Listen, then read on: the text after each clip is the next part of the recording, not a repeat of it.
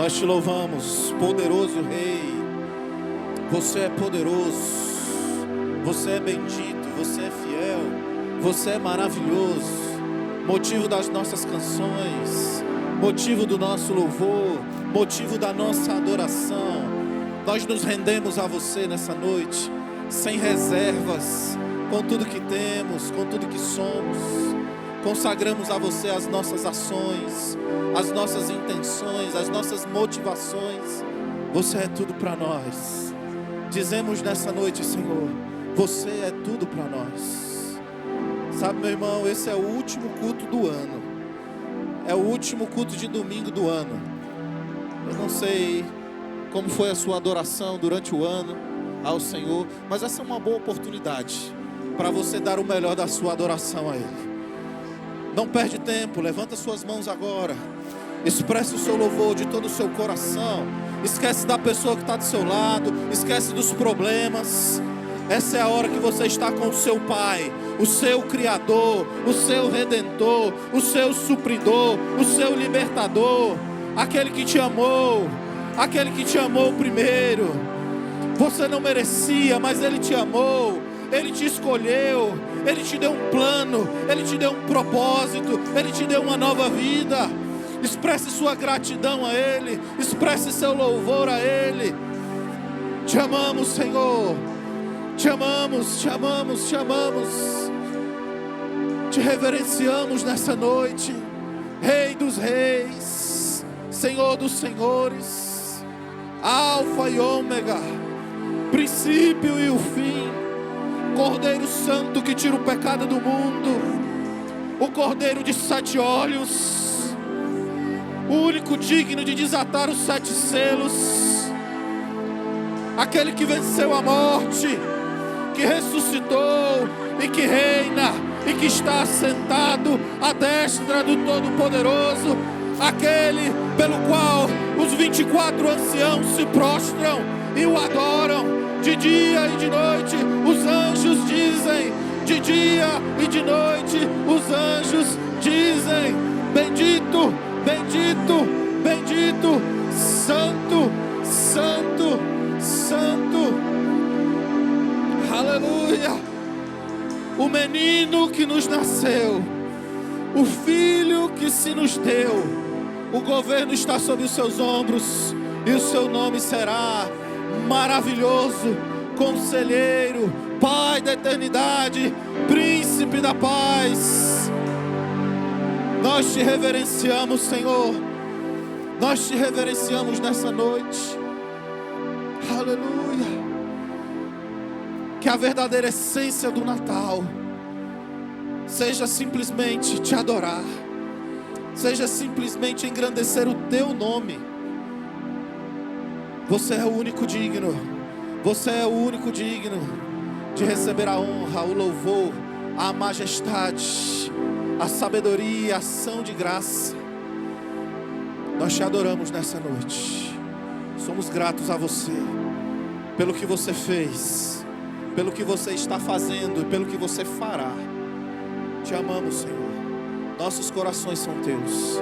Recebe a adoração do teu povo, recebe a adoração dos teus filhos, recebe a adoração da tua igreja nessa noite, em nome de Jesus, em nome de Jesus.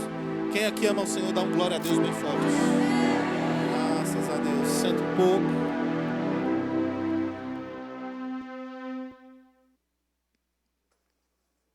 Onde estão os adoradores do Senhor? Que bênção. Último domingo do ano, Natal. Que bênção, né, irmãos? É raro, né? A gente conseguir pegar o Natal no domingo. Que bênção. E que verdadeiramente o Natal possa ser para nós, cada um de nós, discípulos de Jesus, filhos de Deus, embaixadores do reino nessa terra. Que o Natal não venha a ser, irmãos, uma data de marketing, de consumo, de dar presentes. Que a importância do Natal para nós não seja uma árvore, que não seja dar presente para alguém, que não seja o bom velhinho vestido de vermelho, que não seja uma ceia. Que verdadeiramente o Natal para nós seja o Senhor. Que possamos verdadeiramente nos lembrar dele, irmãos. Que não nos lembremos dele só no Natal, mas que no Natal seja um motivo maior ainda para a gente adorá-lo um pouco mais. Amém. De fato, Jesus não nasceu no dia 25 de dezembro. Eu não quero decepcionar alguns, mas ele não nasceu nessa data. Muito provavelmente Jesus nasceu entre o dia 15 de setembro e o dia 15 de outubro. Isso está escrito na Bíblia, eu não vou poder falar sobre isso hoje, infelizmente, mas em algum outro momento eu venho falar sobre isso para você. Mas Jesus nasceu muito provavelmente entre o dia 15 de setembro. Eu gosto de dizer que em setembro nascem os melhores, não fica com inveja, tá? Ou entre 15 de outubro também, né? Foi mais ou menos nessa data que Jesus nasceu. Mas o dia 25 se tornou popular e a gente pode sim, não tem problema nenhum a gente celebrar essa data, mas que não seja dar presentes, árvores, Papai Noel, o motivo real dessa celebração, que seja sim, um menino que nasceu, o filho que nos foi dado, aquele que venceu a morte, que reina, que ressuscitou, o Deus Todo-Poderoso, Criador de todas as coisas, que decidiu se tornar carne, se tornar homem, para morrer numa cruz, no meu lugar e no seu lugar. Que essa seja verdadeiramente a essência do Natal. Amém? Então, um excelente Natal para cada um de vocês. Eu espero mesmo que ontem tenha tido uma ceia maravilhosa em família, né? E você, como crente, né, estava na família e certamente alguém pediu para você fazer uma oração. E que tenham sido mesmo orações, os sementes plantadas na vida dos parentes, né, dos familiares. E eu espero mesmo que tenha sido uma bênção e, acima de tudo, que o nome do Senhor tenha sido glorificado e que você não engorde nesse período. Amém? Graças a Deus. Bom demais. Tem aniversariante? Alguém que fez aniversário essa semana? Hoje está fazendo aniversário hoje? Quem é? Olha aí, que bênção. Olha, muita gente. Graças a Deus. Tem mais? Olha aí, que coisa boa. Muita gente. Eu acho que em dezembro também, os melhores vão para dezembro também. Setembro e dezembro. Bênção. Você se alegra com a vida desses irmãos? Estende suas mãos para cá, vamos orar por eles. Pai, em nome de Jesus, muito obrigado pela vida desses irmãos preciosos. Até aqui a tua poderosa mão tem atuado, agido, tem protegido a vida deles, Senhor. E nós te damos graças por isso, mas sabemos que você tem muito mais para fazer, operar e realizar na vida deles. Por isso nós oramos por eles, declaramos que eles não vão se desviar nem para a direita, nem para a esquerda, mas os olhos deles estarão voltados firmemente para o autor e consumador da nossa fé, Cristo Jesus. E nós declaramos que o teu propósito, os teus planos para a vida deles não se frustrarão. Pelo contrário, Pai, estarão vivos e eles estarão fiéis nesse plano, correndo suas carreiras, avançando, prosperando em todas as áreas de suas vidas. Eu declaro, Pai, espírito de sabedoria e de revelação sobre a vida de cada um deles. Eu declaro muitos anos de vida, saúde, paz. Eu declaro refrigério sobre a vida deles, prosperidade. E que tudo que eles colocarem as mãos, Pai, vai frutificar, vai prosperar. Eu declaro presentes esperados, inesperados, uma grande colheita sobre a vida deles, e eles avançando e frutificando, no nome de Jesus. É assim que nós oramos, é assim que nós te agradecemos. Quem crê diz amém. Uma salva de palmas para eles. Tem presente da nossa igreja. Olha aí que bênção. Glória a Deus. Graças a Deus. Parabéns, gente. Vamos de Verbo News? Tudo pronto aí? Preste atenção no nosso Verbo News para você não perder nada da nossa programação.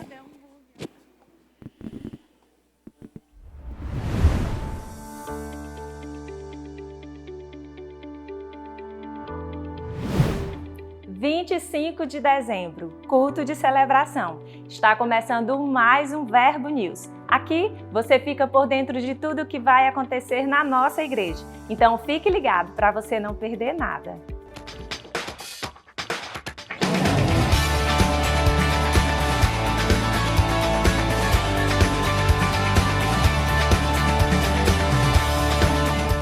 Durante o ano, foi muito bom participar dos V6, fazer novos amigos e aprender mais da palavra. O Verbo em Casa está de recesso e sabemos que você vai sentir muita falta, mas em 2023 retornaremos com a nossa programação normal.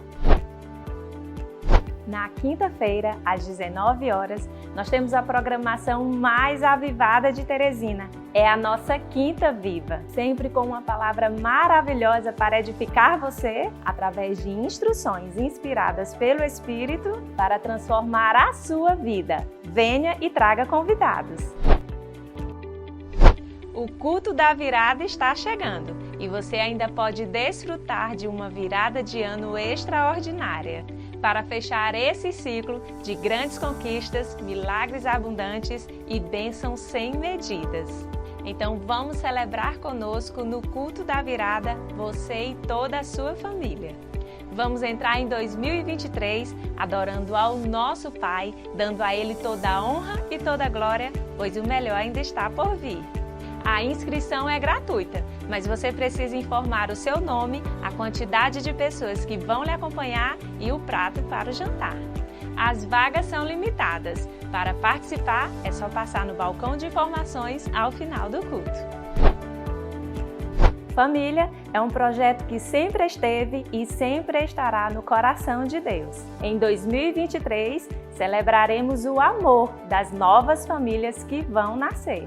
Vem aí o casamento coletivo, que acontecerá aqui na nossa igreja, no dia 11 de março, às 19 horas. Ao final do culto, passe no balcão de informações e faça a sua inscrição.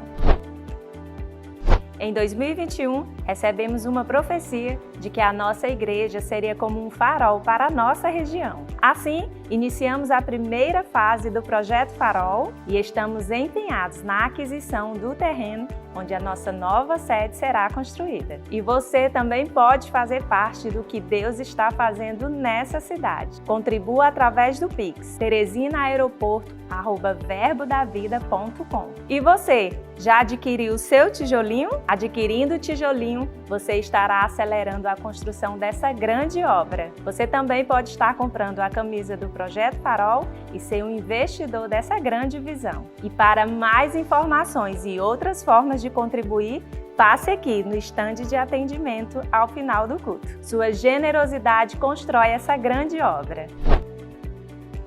Para você que quer ter a sua vida transformada pela palavra, seja um aluno Rema. O maior centro de treinamento bíblico do mundo já está com as matrículas abertas para 2023. Conheça mais da Palavra de Deus. Em 2023, seu lugar é aqui. Rema, experimente o poder. O Centro de Treinamento Bíblico Rema tem transformado a vida de milhares e milhares de pessoas em nossa nação. São 2 anos de curso, aulas nas segundas, quartas e sextas-feiras à noite. Material didático exclusivo das 24 matérias, com ensinos práticos para você entender a Bíblia e aplicá-la em seu dia a dia. Experimente a firmeza dos fundamentos da fé. Experimente a alegria das realidades da nova criação. Experimente a paz de como ser guiado pelo Espírito de Deus. Experimente a harmonia de uma família cristã. Experimente o sucesso de uma vida de prosperidade. Experimente a saúde de Cristo, aquele que cura. Experimente o sobrenatural das manifestações do Espírito Santo. Experimente o Rema. Experimente o poder. As matrículas já estão abertas, com promoções imperdíveis. Somos 120 unidades por todo o país. Acesse rema.org.br e encontre a mais próxima de você. Siga-nos também no Instagram, @Rema no Brasil. 2023 é o seu ano. Venha para o Rema e experimente o poder. O Rema está com um desconto especial de 20% na matrícula. Aproveite e faça a sua. E você, já passou no Verbo Shop hoje? Lá é onde você encontra livros de diversos autores e vários temas para alcançar a sua vida, além de itens como copos, bíblias, camisetas e muito mais. O Verbo News termina por aqui. mas você pode continuar conectado com a sua igreja através das redes sociais. Tenha um Feliz Natal e até mais! Glória a Deus. Pegou todos os avisos? É importante que você, que faz parte dessa igreja, esteja lá conectado nas nossas redes sociais. Se você ainda não segue a gente lá na nossa página no Instagram, vai lá e segue a nossa igreja. Se você não segue a gente lá no YouTube, no nosso canal também, vá lá e siga a gente no nosso canal. É importante para você estar se alimentando da palavra. A gente sempre coloca algum conteúdo para edificar a sua vida e para você estar ligado e antenado em todas as programações da nossa igreja para você não perder nada, tá bom? Glória a Deus. Eu quero só enfatizar sobre o Projeto Farol. Você viu aí que a gente falou sobre o Projeto Farol? Gente, o Projeto Farol está avançando, graças a Deus. Nós temos sempre ótimas notícias. Eu queria agradecer mesmo a sua colaboração, a todos vocês que têm pegado junto com essa visão. Eu quero sempre lembrar você e reforçar que no Projeto Farol a gente não dá o nosso dízimo, tá bom? A gente dá o dízimo na igreja. O Projeto Farol é uma oferta espontânea para a gente conseguir o nosso terreno, nossa casa própria, amém? A nossa igreja e a gente ter ali o nosso verdadeiro lugar grande, né, de adoração e que seja mesmo algo que represente o reino e que seja digno, né, daquilo que o Senhor tem para fazer nessa terra, nessa cidade. Então, obrigado por você que tem pego junto, você que tem adquirido os tijolinhos. Olha, nós estamos completando lá o nosso mural, amém? Você que ainda não adquiriu um tijolinho, passa lá, adquire o tijolinho, coloca o seu nome escrito nessa visão e não para. Pastor, eu já adquiri um tijolinho. Então, parou por aí. Não, irmãos, é contínuo, amém? Você vai adquirindo com constância, com consistência. E nós temos muitos irmãos que têm feito isso, têm feito as suas muralhas, as suas fileiras ali. E Deus tem abençoado tremendamente essas pessoas. Coisas extraordinárias têm acontecido por causa dessa fidelidade, por causa desse despertar. Irmãos, quando a gente cuida das coisas do Senhor, Ele cuida das nossas. Tem essa certeza, tem essa convicção. Nós tínhamos uma meta para 2022. E essa meta, irmãos, nós batemos no meio do ano. Olha que bênção, em julho. A meta que era para bater agora, no final de dezembro, nós batemos em julho. Olha que bênção. Então, como diria uma pessoa sábia e muito conhecida na nossa nação, né? Quando a gente atinge a meta, a gente dobra a meta.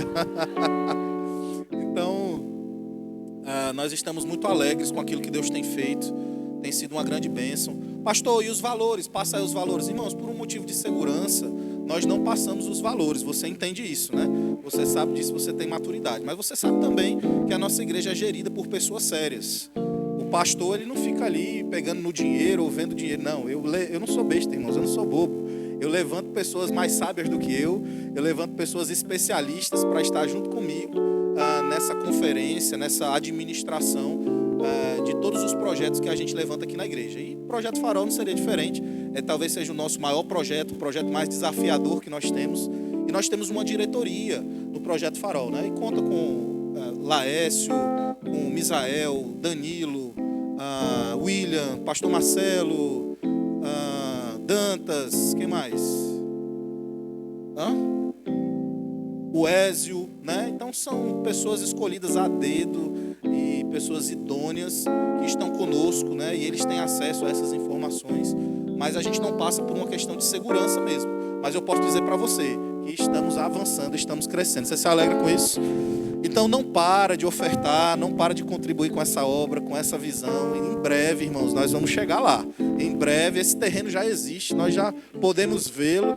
E você pode nos ajudar também, mapeando. Pastor, achei um terreno ali bom, vamos dar uma olhada.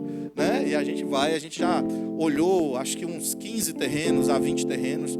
Temos alguns que nós estamos apaixonados, temos outros que a gente está namorando, temos outros que a gente está ainda em processo de conquista, né? Mas nós temos mapeados alguns terrenos e eu sei que Deus vai fazer algo sobrenatural. Você crê nisso? Glória a Deus. Diga, o Projeto Farol é o projeto do coração de Deus. Eu estou nessa visão. Amém? Você pode também adquirir alguma camiseta lá para estar ajudando, ou simplesmente ter um gasofilácio lá. Você pode deixar uma oferta de qualquer valor, você pode colocar lá e vai estar nos ajudando. E você pode contribuir também no Pix, né? O Banco do Brasil, você pode fazer isso, tem lá.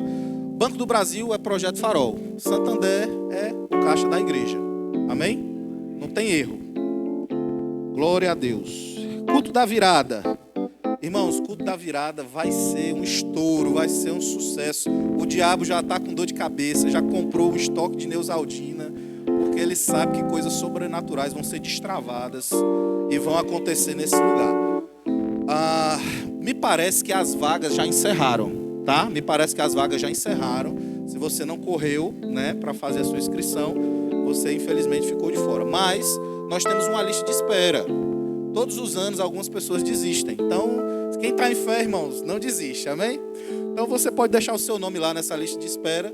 Alguém desistindo, você entra automaticamente aí nessa bênção para você não ficar de fora, tá? Mas não deixa de colocar não. Coloca lá, não vou mais, não. Vou botar o meu nome aí, alguém desistindo, eu tô dentro, amém? Meus irmãos, cara, deixou para a última hora, a gente tá falando isso há mais de um mês. Ficou para a última hora, infelizmente. Amém, irmãos? E no culto da virada, nós vamos ter um momento aqui muito especial. É um momento em que nós vamos recolher, levantar uma oferta especial de gratidão pelo ano de 2022. Então, é o ano das grandes conquistas. Eu sei que você tem muitos motivos para celebrar esse ano. Eu sei que foi um ano extraordinário, sobrenatural na sua vida. Pastor, mas eu não tive nenhuma grande conquista. Será que você não teve uma grande conquista esse ano? Com certeza você teve. E se não teve ainda, irmãos, ainda tem uns 5 dias. Muita coisa pode acontecer em 5, 6 dias. Então ainda tem tempo para coisas extraordinárias acontecer. Mas eu gostaria mesmo que você se organizasse, né, todos nós, e vamos trazer uma oferta generosa ao Senhor. Uma oferta mesmo de gratidão, uma oferta de destravar nas nossas vidas, agradecendo ao Senhor, reconhecendo tudo que Ele fez nesse ano. Então, nós vamos recolher essa grande oferta e essa é uma oportunidade para você destravar coisas para o ano de 2023. Eu vou dizer uma coisa para você, 2023 promete. Eu quero enfatizar também a última coisa, o casamento coletivo. Você viu aí que foi anunciado o nosso casamento coletivo. Preciso que você também, vai ser em março, eu preciso que você que está interessado em participar desse casamento coletivo. E a prioridade, irmãos, são aquelas pessoas que já vivem juntas, mas que ainda não casaram, tá? Ah, pastor, eu estou namorando. Não, a prioridade não é para você que está namorando. A prioridade é para as pessoas que já têm uma vida conjugal, que já têm filhos, que já vivem juntos, mas que precisam casar. Eu quero dizer para você, o casamento não é importante, o casamento é vital e essencial. E se você não casou no papel, você precisa casar, porque você precisa cumprir princípios. Ok? Ah, pastor, porque a gente já vivia juntos, mas a gente se converteu nesse processo. Tá tudo bem, irmãos. Ninguém está aqui para julgar você e condenar você, não. Tá tudo certo. É assim mesmo. Mas agora surgiu uma oportunidade. Você não pode deixar essa oportunidade escapar. Então, o casamento coletivo, a prioridade é para você que está nessa situação. Corre lá, faz a sua inscrição. Nós temos uma inscrição lá, irmãos. Tem um valor a ser pago, tem uma taxa a ser pago. Você está aqui? Tudo que é bom tem um preço a ser pago, não é? Pastor, só não a nossa conversão. Não, a sua conversão foi paga. Lá na cruz do Calvário teve um preço que foi pago caro. Amém? Então, tem uma taxa lá a ser paga, tá? Você pode parcelar essa taxa de diversas vezes. Essa taxa é para pagar a despesa com o cartório e mais um percentualzinho bem pequenininho para a gente fazer uma decoração. Afinal de contas, é o seu casamento, não é assim? Ou você quer o casamento de qualquer jeito? Não, né? A gente vai ter decorador, a gente vai ter cerimonialista, vai ter música. Irmão, vai ser um casamento lindíssimo. Olha aqueles casamentos de Hollywood, dos príncipes, vai perder feio. Esse casamento vai ser a coisa mais linda do mundo. Amém? Então, olha, corre para fazer a sua inscrição. Nós já temos, graças a Deus, várias pessoas já fizeram a inscrição. Tem poucas vagas. E eu não quero que você fique de fora, amém? Então corre lá, faz a sua inscrição, veja lá com os meninos, né, o que precisa, mas já faz a sua inscrição, já deixa seu nome lá para você garantir a sua vaga e não ficar de fora. Quem tiver algum problema, pastor, eu estou com um problema com a pendência no divórcio, tem um problema, nós temos solução para isso também. Nós temos a nossa advogada aqui, a Isabelle. Cadê a Isabelle? Fica de pé. Essa jovem uma bênção, das melhores advogadas aqui de Teresina, amém? E ela se propôs, irmãos, voluntariamente a ajudar algum casal que queira participar do casamento coletivo, mas tem alguma pendência com o divórcio, algum problema judicial, alguma questão, e ela vai estar ajudando você, orientando o que for necessário, tá bom? Então não perde essa oportunidade, faz a sua inscrição no casamento coletivo e eu tenho certeza que a sua vida, irmãos, nunca mais vai ser a mesma. Você vai decolar, você vai voar. Às vezes tem coisas que ficam paralisadas nas nossas vidas porque a gente deixa de tomar algumas atitudes. Então essa é uma boa oportunidade para você participar disso, tá bom? Glória a Deus. Onde é que estão os nossos visitantes? Quem está visitando a gente hoje pela primeira vez, faz um sinal com a sua mão, a gente quer conhecer você. Olha, nós temos pessoas aqui, temos pessoas lá atrás. Por favor, daqui eu consigo ver vocês, mas para que a igreja toda possa ver, fiquem de pé para a gente conhecer vocês melhor. Olha que bênção, glória a Deus. Só gente bonita. Eu acho que é aquele pessoal da agência de modelos, né, que mandou vocês. Que bênção. Olha, muito obrigado pela presença de vocês. Uma honra, um prazer, um privilégio ter vocês aqui. Essa é a casa de vocês. Essa é a casa do nosso Deus, do nosso Pai. Fiquem à vontade. Se você já congrega em alguma igreja, manda um abraço para o pastor, para a liderança de vocês. Se vocês não congregam em nenhuma igreja, vocês precisam congregar. E essa igreja está de portas abertas para vocês. Será um prazer e um privilégio receber vocês aqui. Uma salva de palmas. Eita, fica nervoso. Você que está perto deles, você sabe o que fazer, tá bem?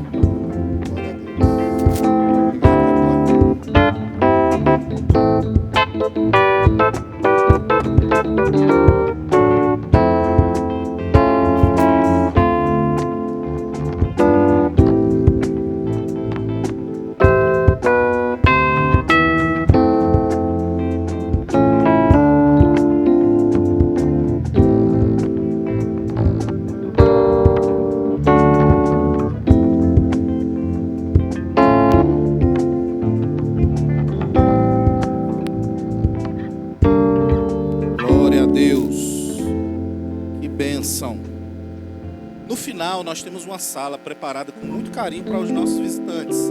Eu vou vir aqui, ou a pessoa que vai estar ministrando vai sinalizar para vocês, e aí eu vou pedir para que você possa acompanhar a nossa equipe até lá.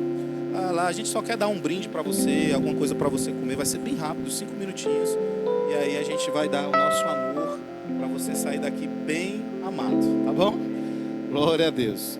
Abre comigo lá em 2 Coríntios, capítulo 9, verso 6. Vamos passar para um outro momento do nosso culto. Vamos falar sobre dízimos e ofertas. E esse momento você sabe que precisa de alegria, porque Deus ama aquele que dá com alegria. Então dá aquele sorrisão e vai abrindo aí o texto. 2 Coríntios, capítulo 9, verso 6.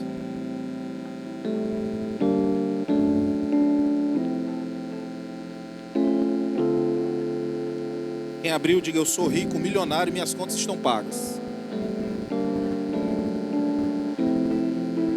Glória a Deus. Isto afirmo, verso 6, aquele que semeia pouco, pouco também o quê? Colherá. Se você semear pouco, irmão, você vai colher pouco. Esse é um princípio que Deus estabeleceu, não sou eu. O apóstolo Paulo aqui, ele está ensinando esse princípio bíblico, esse princípio que Deus estabeleceu para a igreja de Corinto. E ele diz: e o que semeia com fartura, com abundância também colherá. Se você semeia pouco, você vai colher pouco. Mas se você semeia muito, você certamente vai colher muito. E aí ele diz: cada um contribua segundo tiver proposto no coração. Significa que vai haver algo proposto no seu coração. Você já viu aquele valor que a gente pensa assim: eita, hoje eu vou dar aquele valor. E quando vê aquele valor, aí você diz: não, mas isso aí é muito, vai faltar. Quando vem esse valor é muito e vai faltar, esse não é o Deus falando com você. Esse aí é o diabo falando com você. Porque Paulo está dizendo: olha, aquele que semeia pouco vai colher pouco. E o diabo quer que você semeie pouco, para você colher pouco. Mas Deus, irmãos, Ele quer que você tenha abundância. Por isso Ele quer que você semeie muito. E não se trata da gente dar dinheiro a homens, dar dinheiro a pastor, né? Esse é o grande mito. Meu Deus do céu, coitado dos pastores, né, pastor William? Está dando dinheiro na igreja, está dando dinheiro para pastor. Não, irmão, você está dando dinheiro para o Senhor. São homens quem administram aqui. E, infelizmente, temos pessoas em algumas igrejas, não são todas, são a minoria, pessoas que não são sérias, que não são idôneas. Como em todas as profissões, em todas as áreas. Assim como temos advogados que não são sérios, políticos que não são sérios, professores que não são sérios. Em todos os segmentos tem pessoas que, infelizmente, são a minoria, que não são sérias, são pessoas que têm algum problema de caráter, mas o problema não está na profissão. O problema não está no trabalho das pessoas. O problema está nas pessoas. Graças a Deus, irmãos, a maioria das igrejas tem pastores sérios, homens sérios que administram as finanças do povo de Deus. E não é diferente aqui nessa igreja. Essa igreja, irmãos, se tem lugares que tem pessoas sérias, eu acho que essa igreja são as pessoas mais sérias ainda. A gente está em outro nível de seriedade aqui. E você pode ficar bem tranquilo em relação a isso. Mas não se trata de homens, ainda que os homens falhem, ainda que os homens desviem o dinheiro do propósito correto, isso aí é algo que eles vão lidar com Deus, mas a nossa parte é dar. A Bíblia não diz, olha, dê, cada um contribua, mas só se a liderança for honesta, se as pessoas souberem administrar o dinheiro. A Bíblia não diz isso. A Bíblia diz que cada um contribua segundo tiver proposto no coração. Percebe que é algo implícito, percebe que é algo subjetivo. É algo que se trata do nosso relacionamento para com Deus. É entre nós e Deus. Você vai ver aí no nosso envelope que não tem descrevendo se é dízimo, se é oferta. A gente não tem um quadro lá atrás dos dizimistas fiéis. A gente não quer saber, irmão, se você está dando dízimo ou quanto você está dando. É entre você e Deus. Você está aqui? Dízimo é uma atitude sobrenatural, é uma atitude espiritual. Faz parte do nosso relacionamento com Deus. Oferta, da mesma forma. Nós estamos falando de uma atitude espiritual. É por isso que Paulo diz, cada um dê segundo tiver proposto aonde? No coração. A Bíblia nos diz que o coração do homem é o espírito. Então nós estamos falando sobre algo interior. Nós estamos falando sobre o nosso relacionamento com Deus. E a oferta e o dízimo faz parte disso. E ele diz, cada um contribua segundo tiver proposto no coração. É por isso que o Espírito Santo fala, dê esse valor. E você pensa, que tem um valor alto demais. Mas quando ele fala com você ali para você dar esse valor, é porque ele quer destravar coisas na sua vida. É uma experiência sobrenatural, você dá de maneira sobrenatural, de maneira espiritual. E Deus destrava coisas de maneira sobrenatural, de maneira espiritual. Não é o seu salário, não é a sua fonte de renda, é Deus. E aí ele diz, não com tristeza, porque tem gente que dá, vou ter que dar. Aí dá triste. Se for assim, você não precisa dar. Você está aqui? Quem dá tem que dar com alegria. E ele diz, ou por necessidade. Eu estou precisando de um carro novo, então eu vou semear. Eu estou precisando de uma bênção, um aumento no meu salário, então eu vou semear. Não é por necessidade. Não é porque você está precisando. Aí ele diz, porque Deus ama a quem dá com alegria. O que significa isso? Eu não dou porque eu quero ser abençoado. É porque eu sou abençoado que eu dou. É porque eu amo ao Senhor, eu sou grato a Ele, eu honro a Ele. Pastor, mas a igreja não está precisando. Outro dia um irmão falou para mim, pastor, o meu dízimo eu estou dando na igreja do pastor Chaguinha. Aí eu, mesmo, é porque ela está precisando, pastor, lá o negócio é sério. Aí eu disse, você congrega onde? Na igreja do pastor Chaguinha ou é aqui? Aí ele disse, é aqui. Aí eu disse, então você está descumprindo um princípio de Deus, você está desonrando a Deus. Porque o dízimo você dá na sua igreja. Se você está visitando a gente, congrega em outra igreja, olha, eu quero dizer para você, o dízimo você não dá aqui, você dá na sua igreja. Era a parte que você dava, amém. Mas a oferta você pode ofertar onde você quiser. Inclusive na igreja do pastor Chaguinha, é bênção. Pode ofertar lá. Mas você também, irmão, precisa ofertar na sua casa, na sua igreja. Mas a igreja aqui não está precisando, pastor. Irmãos, a gente não dá por uma questão de necessidade. A Bíblia falou aqui, não é com tristeza e nem por necessidade. Porque a igreja está precisando, então eu vou dar. Não, a gente dá com alegria, porque a gente ama o Senhor. Quem aqui ama o Senhor? Quem aqui é generoso? Aleluia. Se você não é generoso, você é avarento. E a Bíblia diz que o avarento é igual ao idólatra. Você está aqui? Avareza é idolatria. Então uma boa hora para você destravar essa avareza na sua vida e mandar ela embora é você ofertar na casa do Senhor. Não venha, irmãos, diante de um rei, diante de uma autoridade de mãos vazias. Você precisa dar algo, você precisa reconhecer e fazer isso como uma forma de gratidão, de amor, de honra, de reverência, mas acima de tudo, com alegria no coração. Então, com essa consciência, eu quero que você separe aí a sua oferta, o seu dízimo, com toda a generosidade do seu coração. Eu vou pedir para um dos diáconos trazer a maquineta para mim, por gentileza. Se você quer fazer isso através de dinheiro em espécie, Nós temos aí os envelopes na sua frente, você pode fazer isso. Se você prefere fazer através de cartão de crédito, como eu, ou cartão de débito, lá atrás nós temos as nossas tesoureiras.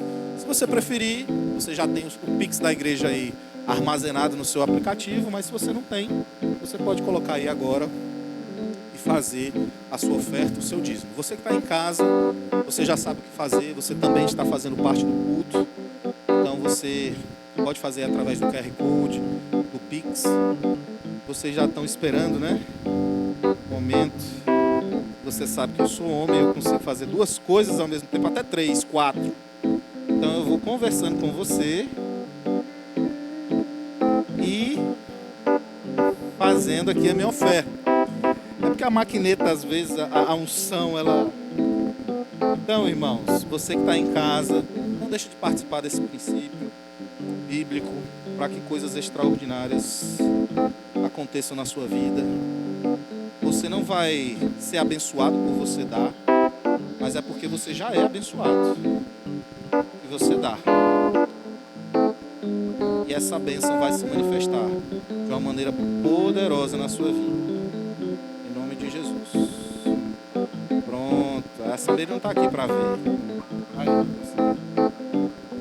Amém. Você está pronto? Já fez aí o seu Pix? Está fazendo? Vamos orar, render graças ao Senhor. Você vai fazer isso através de dinheiro em espécie. Levante seu envelope bem alto, através de outro dispositivo. Levante suas mãos. Vamos render graças ao Senhor. Pai, em nome de Jesus, nós te agradecemos pelo privilégio que nós temos de participar desse momento tão solene. Sabemos, Pai, que o Senhor ama aquele que dá com alegria. Por isso, Pai, nós fazemos isso não por necessidade e nem por tristeza, mas fazemos isso como uma forma de gratidão, de amor, de honra, com toda a alegria do nosso coração. Por isso, Pai, recebe a nossa adoração e o nosso louvor através dos dízimos e das ofertas. E eu declaro uma grande colheita. Eu declaro, Pai, cada um dos meus irmãos manifestando a prosperidade que você já liberou para eles. Eu declaro portas abertas, grandes oportunidades e conquistas sobrenaturais sobre a vida deles. No nome de Jesus, quem crê diz amém. Sai do seu lugar e vem com alegria adorar o Senhor.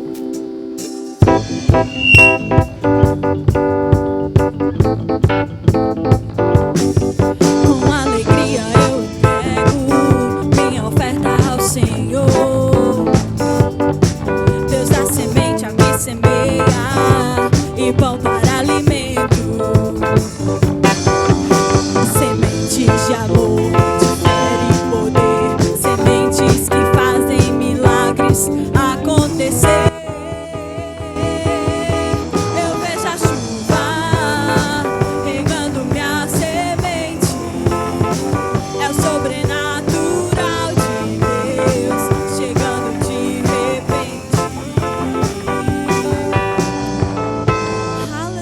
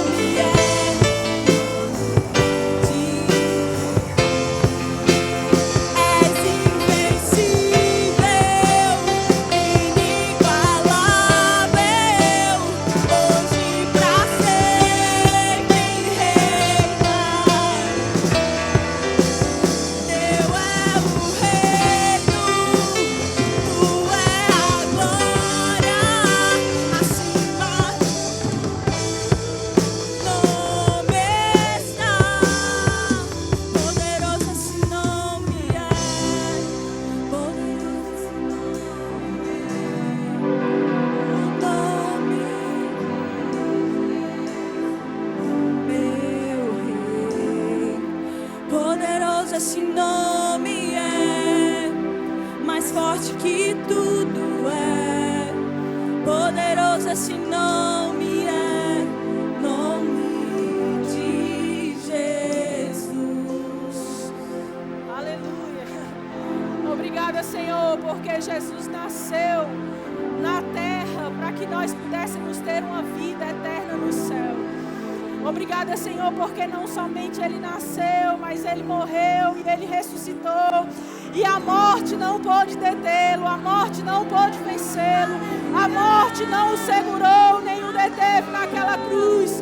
A morte não foi páreo para Jesus.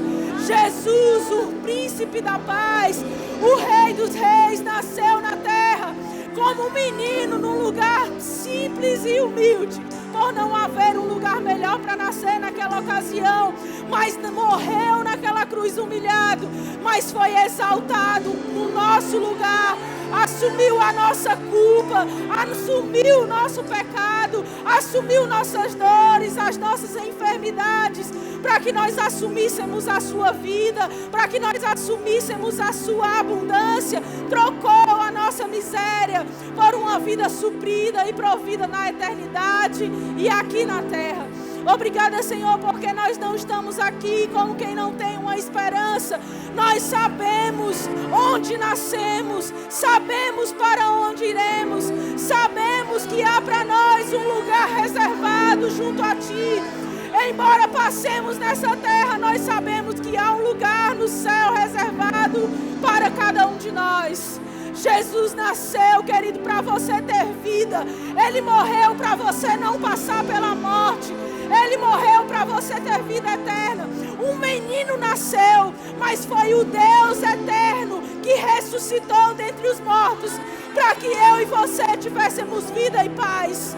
Sabe, querido, o mundo vibra e celebra nesses dias um Natal falso, baseado em presentes, baseado em consumo.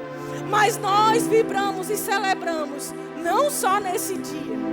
Nós vibramos e celebramos porque sabemos que Cristo nasceu. Não só como aquele menino num presépio simples, no meio dos animais, como a gente vê desenhado por aí. Nós sabemos que Ele nasceu naquela circunstância, mas que Ele morreu numa cruz, humilhado, passando pelas piores humilhações que alguém poderia passar, de forma injusta, sendo um inocente, passou por aquilo que eu e você merecíamos, para que aquilo que nós não merecíamos, mas que Ele conquistou como um inocente levado à cruz, pudesse ser trazido até nós. Foi o sacrifício de Jesus naquela cruz, querido. Não foi só o fato de Jesus ter nascido, mas foi o fato de Jesus ter morrido e ressuscitado. Nossa alegria, nossa vibração não está só no fato de Jesus ter nascido. Nossa alegria, nossa vibração não está só no fato de Jesus crucificado. A nossa celebração não é por um Cristo que está preso numa cruz, mas a nossa celebração, querida, é por um Cristo que ressuscitou ao terceiro dia. Esse Cristo que a morte não conseguiu segurar naquele túmulo. O Cristo que deixou a tumba vazia. Esse é o meu e o seu Deus. É por Ele que nós vivemos. É por Ele que nós nos movemos. É por causa dEle que nós andamos sobre essa terra. É por causa dEle que nós cremos na eternidade junto ao Deus eterno. É por causa dEle que nós sabemos pela palavra que Ele está assentado à destra do trono do Deus Pai. E que eu e você estamos assentados juntamente com Ele. Esse é o nosso lugar, querido, acima de toda pressão que a vida possa nos trazer, acima de todo problema que essa terra possa nos dar, acima de toda dor que o mundo possa nos causar. Nós estamos acima, juntamente com Cristo. Paulo diz aos irmãos na igreja de Colossos, ele diz, juntamente com Cristo. Nós estamos no mesmo lugar que Ele. Ainda que o nosso corpo esteja aqui, espiritualmente, querido, eu e você estamos juntamente com Cristo, nas regiões celestes, assentados, vendo as coisas na perspectiva de Deus, olhando por cima. E sabe que quando nós olhamos por cima, nada é tão grande. Quando olhamos de cima, nada tem o mesmo valor. Quando olhamos de cima, até o que é muito grande parece muito pequeno. Esse é o seu lugar, conquistado pelo menino que nasceu, mas pelo homem que morreu e ressuscitou. Esse é o Cristo que nós conhecemos. É esse Cristo que nós celebramos. É esse Cristo que nós lembramos não só no aniversário, mas que nós celebramos todos os dias. Essa é a verdadeira essência do nosso Natal. É por isso que nós estamos aqui hoje. É por isso que nós estamos aqui, podemos sorrir, podemos nos alegrar, porque Ele é a verdadeira razão. Ele é o verdadeiro sentido. É por Ele que nós estamos aqui. Nele nós nascemos, nele nós vivemos, nele nós nos movemos, nele nós ressuscitaremos e nele nós viveremos na eternidade. Aleluia, aleluia. Você pode render graças ao Senhor. Pai, obrigada por Jesus. Obrigada pelo inocente Filho dado em nosso lugar. Obrigada porque Ele nasceu naquela circunstância, mas nós viveremos com Ele na eternidade. Obrigada porque esse amor encarnou, esse amor nasceu, esse amor se mostrou a nós, nos atraiu e nos alcançou, nos trouxe para junto do Teu peito, Senhor. Nós somos gratos, Pai, porque Jesus veio e Jesus morreu em nosso lugar, mas a morte não o segurou. Nós somos gratos porque vida chegou até nós. Nós somos gratos porque saúde chegou até nós. Nós somos gratos porque cura veio até nós. Nós somos gratos porque provisão veio até nós. Nós somos gratos porque a paz brilhou em nós por meio de Cristo. Nós somos gratos porque a Tua alegria hoje habita em nós. Nós somos gratos porque Jesus se deu em nosso lugar, para nós termos a paz eterna que nós hoje podemos desfrutar. Obrigada, Senhor. Nós queremos nessa noite lembrar dos Teus sacrifícios, lembrar do Teu amor por nós e celebrar como uma igreja que está consciente do que Cristo é e do que Ele fez por nós. Em nome de Jesus. Amém, amém, amém. Glória a Deus. Você pode sentar aí um instante. Obrigada, gente. Vocês são demais.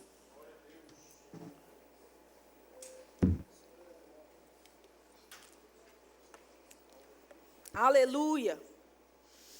Aleluia. Feliz Natal para você. Amém. No primeiro culto eu acabei falando logo e não dei o Feliz Natal que eu gostaria de dar.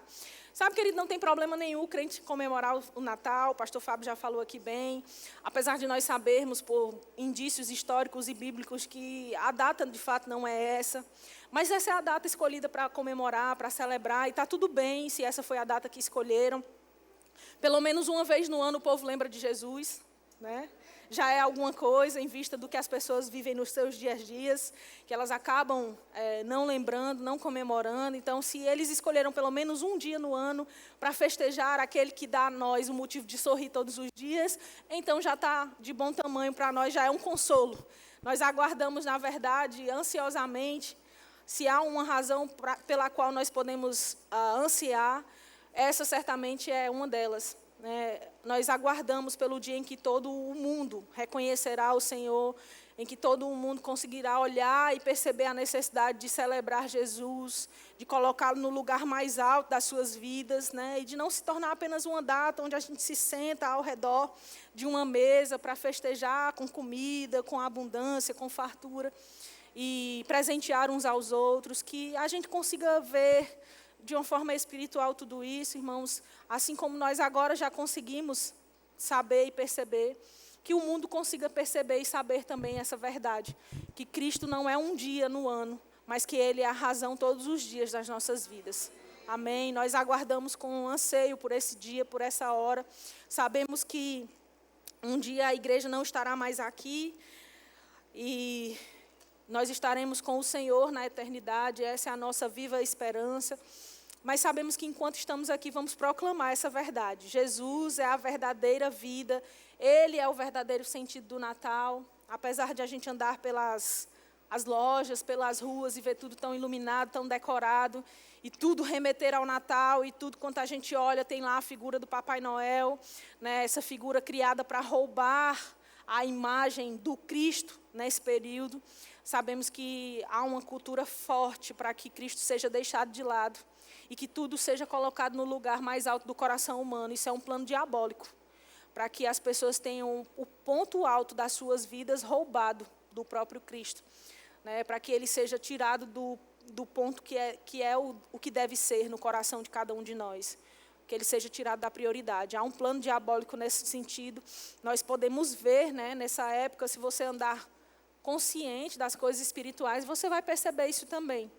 Às vezes, quando eu chego em alguns lugares nessa época, eu até fico um pouco incomodada, porque eu olho ao redor e fico pensando, meu Deus, nada do que eles estão colocando aqui remete a Jesus.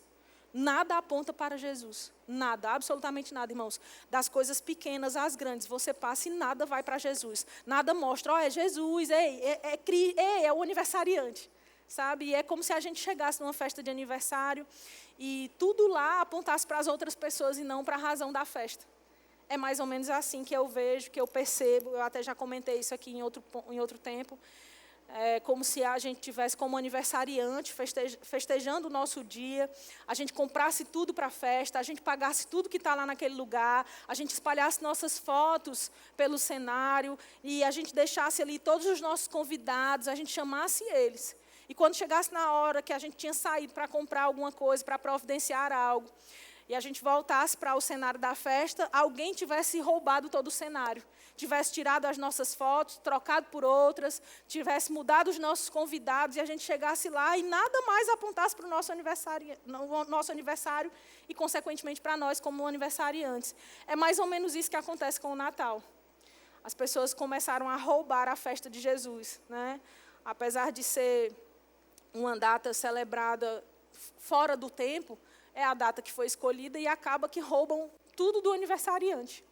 E é muito triste para nós que temos a consciência da verdadeira razão, é muito triste olhar para isso.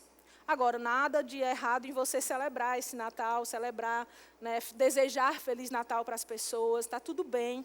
A gente até aproveita essa ocasião para realmente lembrá-las a verdadeira razão, o verdadeiro sentido e a essência dessa data. Agora, nós precisamos considerar os motivos reais que a Bíblia nos mostra.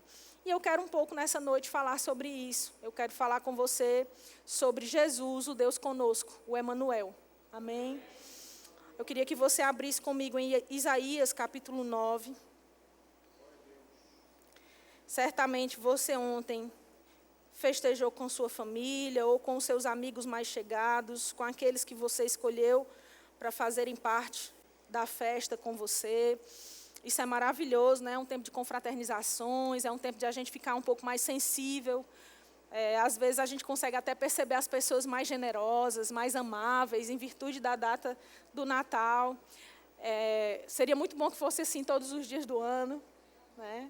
Nos Estados Unidos é engraçado, eles têm uma cultura bem interessante. Quando chega nessa época do Natal, eles ficam tão mais sensíveis e compassivos, né? Tão mais cheios de compaixão e de generosidade, que é comum alguns deles, por exemplo, estarem no supermercado, você está lá ou numa loja grande, e de repente você está vendo ali um item que você está interessado, e a pessoa fica tão assim sensível, tão grata, tão generosa naquele período do ano, que é normal eles fazerem certas atos de generosidade. De repente, ele compra para você aquela pessoa que você nem conhece, né? Você está ali olhando um edredom, aí a pessoa vai, você está gostando? Eu queria comprar um para minha filha também, para o meu filho, e aí a pessoa, que interessante, eu também gosto desse. Qual é o melhor? É esse? Então, ótimo, pois vamos comprar esse, então. Está aqui, esse aqui também é para você, e a pessoa vai e compra para outra pessoa que ela nem conhece, né? Uma cultura mesmo de generosidade, de sensibilidade, de compaixão, que se move nesse tempo. Isso é maravilhoso, seria muito bom que fosse assim sempre. Infelizmente não é, né? E isso não tem a ver com uma cultura de um lugar, tem a ver com a cultura do céu. Amém? Nós precisamos lembrar da razão pela qual nós estamos aqui, para manifestar o amor de Deus em todo o tempo. Amém, gente? Você chegou lá em Isaías 9. O verso 2 diz a seguinte coisa: O povo que andava em trevas viu grande luz. Quem andava em trevas? Quem era o povo que andava em trevas antes? Nós. Diga eu. O povo que andava em trevas viu grande luz. E aos que viviam na região da sombra da morte, resplandeceu-lhes a luz. Uma luz brilhou para quem andava na morte. De fato, irmãos, esse texto também aponta para algo que está contido no Novo Testamento, né, no início ali de Mateus e também dos demais evangelhos. A gente vê no capítulo 4, por exemplo, no verso 14, a Bíblia dizendo que cumpriu-se o que estava escrito em Isaías, que é esse texto que a gente acabou de ler, né, que na terra de Zebulon e Naftali, que era uma terra junto ao mar, era uma terra que era conhecida ali como sendo onde viviam os gentios, era um lugar de sombra da morte, era um lugar realmente de escuridão, mas porque João Batista, que veio anunciar antes a Cristo e também, posteriormente, o próprio Cristo fez dali o lugar onde começou o seu ministério, a gente sabe que naquele lugar, a luz do Evangelho, Cristo, a verdade, a luz, o caminho, a vida, brilhou para o meio daquele povo que estava em escuridão e trevas. Esse povo também éramos nós. Nós andávamos em trevas, nós andávamos na escuridão, na sombra da morte. Nós vivíamos essa vida, queridos. Nós vivíamos aprisionados pelo pecado. Mas uma luz resplandeceu para nós. Aleluia.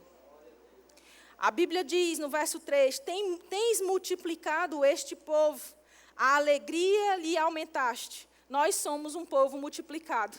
Nós somos hoje mais numerosos do que éramos no início. Nós somos hoje incontáveis, queridos. O povo cristão, o povo de Cristo, o povo que Cristo comprou, tem se multiplicado. Esse povo tem tido a sua alegria aumentada. Sabe, essa profecia lá apontava para os judeus que receberiam o Cristo, mas também fala sobre mim e você, que fomos alcançados mediante a misericórdia e o amor de Deus. A Bíblia diz, alegram-se eles diante de ti. Quantos de nós se alegram diante do Senhor?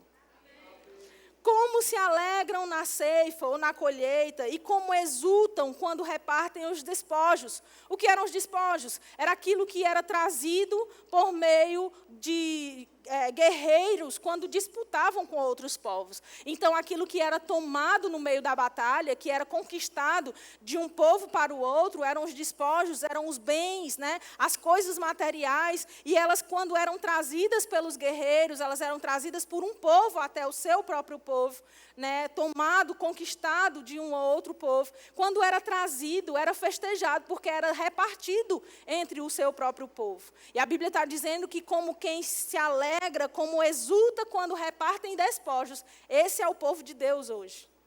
Amém. E diz, porque tu quebraste o jugo que pesava sobre eles. Havia um jugo de escravidão que estava sobre nós. Eu já falei isso aqui outras vezes, eu não sei se você sabe o que é jugo. Mas o jugo era um instrumento que ainda hoje é colocado em alguns animais, em alguns lugares, conhecido também como cangalha. Quem conhece? É uma peça bem pesada, né? É uma peça de madeira que é colocada em cima dos animais, normalmente colocadas de um animal sobre outro, para que eles possam aprender o ritmo um do outro. Quando um animal é muito selvagem, ou quando um animal é muito lento, ou ele é rápido demais, ele é colocado junto a um animal mais experiente, um animal mais velho, já bem treinado, um animal que já foi domesticado, vamos colocar assim, domado, e eles são colocados juntos e sobre eles o jugo. Há sobre eles uma cangalha para fazer eles andarem no mesmo ritmo. E havia sobre mim e sobre você um jugo. Havia sobre mim e sobre você uma cangalha como essa, uma peça dessa de madeira, que fazia com que nós andássemos escravizados pelo pecado no ritmo do diabo.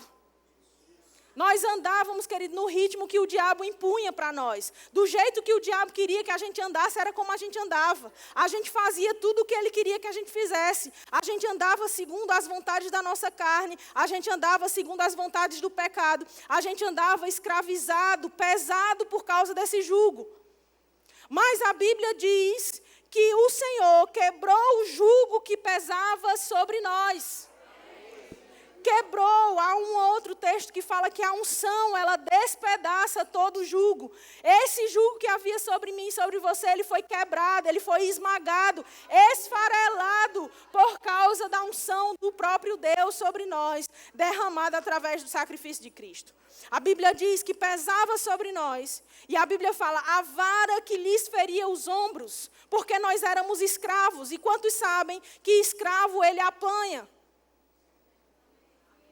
O escravo apanha do seu senhor, mas graças a Deus que hoje nós temos um Senhor que é o próprio amor, um Senhor que é bom e fiel, um Senhor que também é o nosso Pai.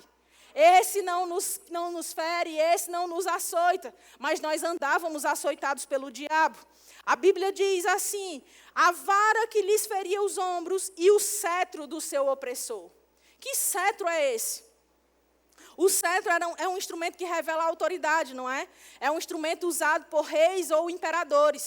E nós sabemos que nós fomos transportados de um império das trevas para o reino do Filho do seu amor. O cetro de justiça é o que hoje nos governa, mas no passado nós éramos regidos pelo cetro daquele que nos oprimia.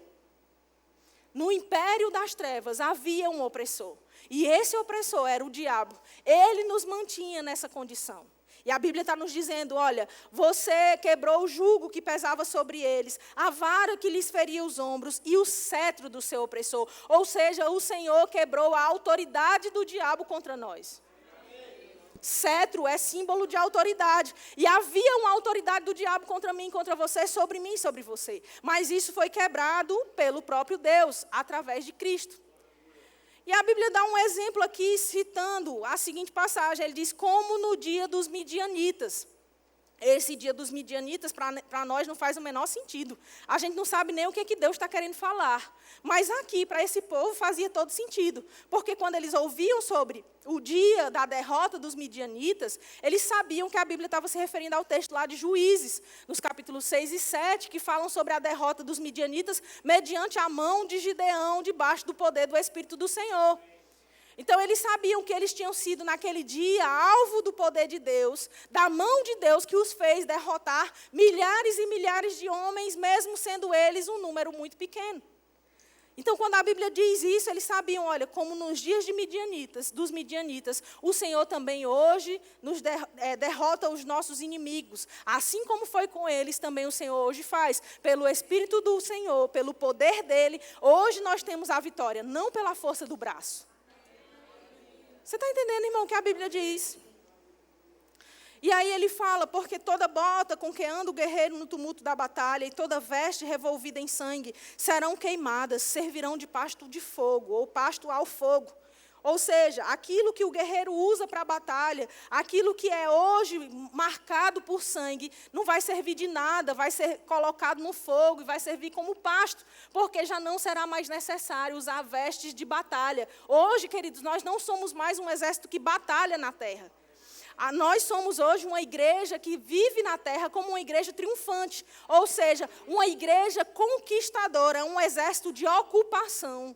Nós não estamos mais aqui na terra batalhando, essa coisa de a gente está aqui na luta, né, irmão? A gente está aqui vivendo, né, dando glória a Deus todo dia, mas na luta não. Crente na nova aliança não vive na luta, vive na vitória. Como é que eu posso dizer isso, Samir? Porque a gente enfrenta tantas coisas difíceis. Sim, mas nós já somos mais do que vencedores. Se eu sou mais do que vencedor, eu não estou em luta, eu estou na posição de vitória. E quem foi que lutou no nosso lugar, no meu e no seu? Jesus. Ele lutou para que nós pudéssemos andar em vitória. Então, nós não temos mais a necessidade de andar com a bota de batalha. Nós não temos mais a necessidade de ter a nossa veste marcada de sangue, porque tudo isso foi lançado no fogo. Ou seja, a Bíblia está falando em Isaías de algo que ia acontecer no futuro, queridos, mas que, de fato, hoje, quando nós olhamos para lá, já aconteceu. Tudo isso. Por que a gente pode dizer? Como é que eu posso afirmar que isso que a Bíblia está apontando já aconteceu? Como é que eu posso afirmar que isso aqui se refere a mim e a você? Baseado em que verdade eu posso afirmar isso? Aí o texto do verso 6 é o que mostra. Diz assim, ó, porque um menino nos nasceu. Um filho se nos deu, o governo está sobre os seus ombros, e o seu nome será Maravilhoso Conselheiro, Deus Forte, Pai da Eternidade, Príncipe da Paz. Aleluia.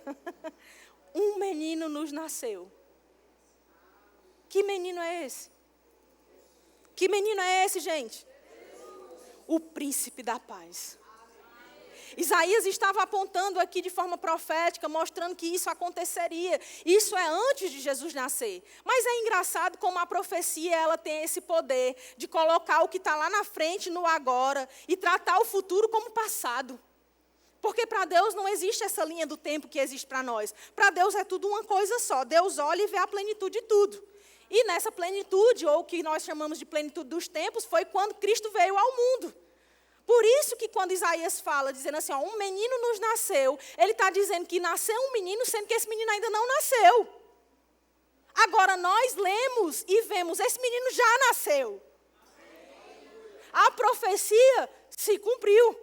Cristo Jesus nasceu, um filho foi dado a mim e a você. Não foi qualquer coisa, meu irmão, não foi dinheiro que nos comprou, não foi dinheiro que nos foi dado, mas foi um filho que foi nos dado.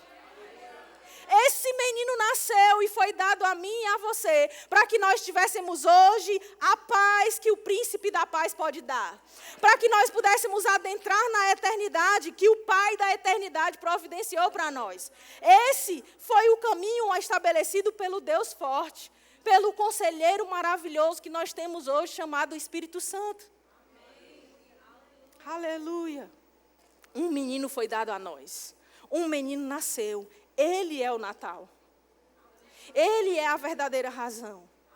E a Bíblia diz no verso 7, para que se aumente o seu governo e venha paz sem fim sobre o trono de Davi e sobre o seu reino, para o estabelecer e o firmar mediante o juízo e a justiça.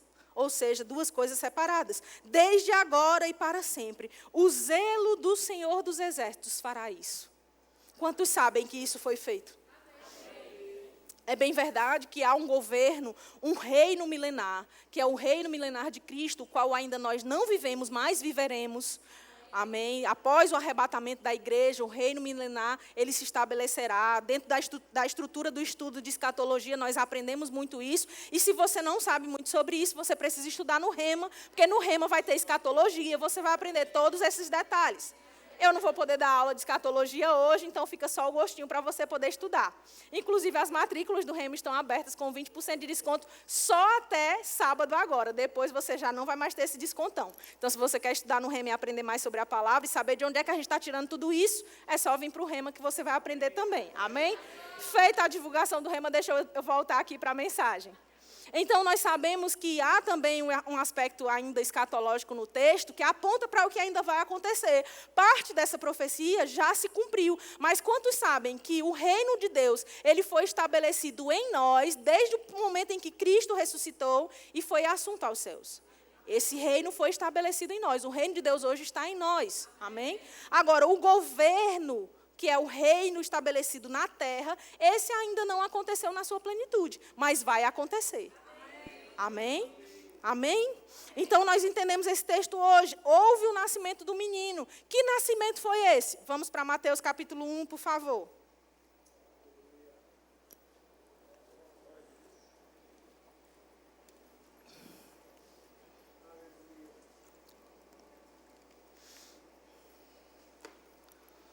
Mateus capítulo 1.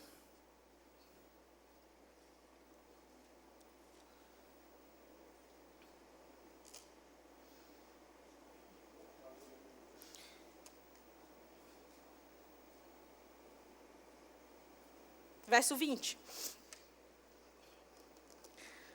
Diz assim a palavra. Enquanto ponderava nestas coisas, eis que lhe apareceu em sonho um anjo do Senhor dizendo: José, filho de Davi, não temas receber Maria, tua mulher, porque o que nela foi gerado é do Espírito. Ela dará à luz um filho, o menino que tinha que nascer. E a Bíblia diz, ela dará à luz um filho, e lhes porás o nome de Jesus, porque ele salvará o seu povo dos pecados deles. Aleluia. Jesus nasceu, recebeu o nome de Jesus, e ele salvou o seu povo, ele nos salvou dos nossos pecados e dos nossos delitos. Querido, Jesus não somente nasceu e foi um menino que foi conhecido como o Rei dos Reis. Não é só um menino que fazia milagres. Ele é aquele que nos salvou dos nossos pecados. Aleluia. Aleluia. E diz, ora, tudo isto aconteceu para que se cumprisse o que fora dito pelo Senhor por intermédio do profeta. O que foi que o profeta disse? No verso 23 diz, eis que a virgem conceberá e dará à luz um filho. E ele será chamado por qual nome, gente? Que é Emanuel? Que quer dizer Deus conosco. O menino nasceu para nos livrar dos nossos pecados, foi que ele morreu. Mas esse menino tem um nome, que é Deus conosco. Ele está conosco. Essa é a mensagem do Natal, querido. Jesus nasceu, o Emanuel veio à terra. Deus conosco, Deus no nosso meio, Deus entre nós, para que nós não mais andássemos como quem está sozinho, para que nós não mais andássemos como quem não tem em quem se amparar, para que nós não andássemos mais perdidos, para que nós não tivéssemos mais uma vida sem paz e sem alegria. Ele é o Emanuel, Deus conosco, Deus em nós. Aleluia. Jesus, que quer dizer Emanuel, o que quer dizer Deus conosco. Sabe o que isso quer dizer, querido? Que o amor, ele vestiu pele humana. A Bíblia diz em 1 João, no capítulo 4, no verso 8, diz assim, você não precisa abrir lá, eu vou ler para você. Diz, quem não ama não conhece a Deus, porque Deus é amor. Quem Deus é? Amor é o que, gente? Deus mostrou o quanto nos amou ao enviar o seu Filho único ao mundo, para que por meio dele tenhamos vida. É nisto que consiste o amor. Não em que nós tenhamos amado a Deus, mas em que Ele nos amou e enviou o seu Filho como sacrifício para o perdão dos nossos pecados. Deus é amor. Cristo Jesus, Ele veio ao mundo para manifestar o próprio Deus. O Deus que é amor. O amor se vestiu de pele humana. Ele foi encarnado, querido. A Bíblia fala em João, no capítulo 1, no verso 14, que o verbo se fez carne. Esse eu quero que você abra comigo, por favor. João, no capítulo 1. Aleluia.